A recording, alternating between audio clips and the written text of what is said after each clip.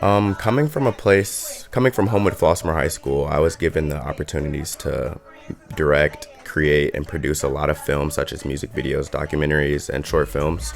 And then when I got out to Arizona State for my first 2 years, I wasn't really able to do that. And then sophomore year happened, and that was COVID. So we were just stuck inside of our apartments and dorms, and we weren't really granted the opportunities to get out in the field and actually make projects that can impact others.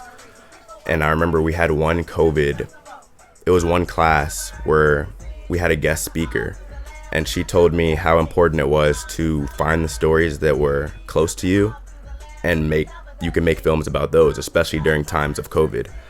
And I seen that my mom's Double Dutch Club had gained thousands of members in the past year. They had probably gained 10,000 members during COVID.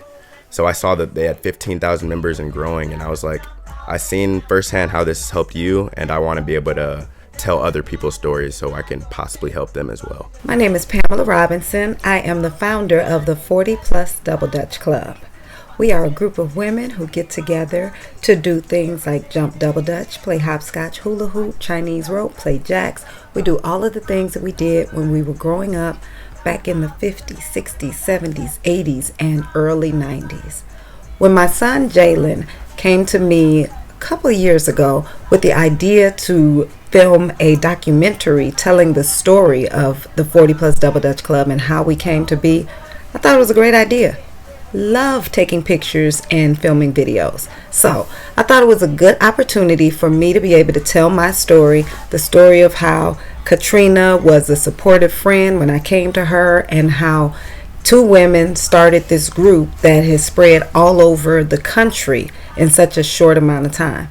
I did not realize that the telling of my story was going to inspire so many other women to tell their stories as well. So we have had the opportunity to hear the different testimonies and the background of so many of the women who are a part of this movement, but we didn't get to put all of it in the documentary. This podcast is an opportunity for us to hear those stories. This is Beyond the Ropes, the podcast.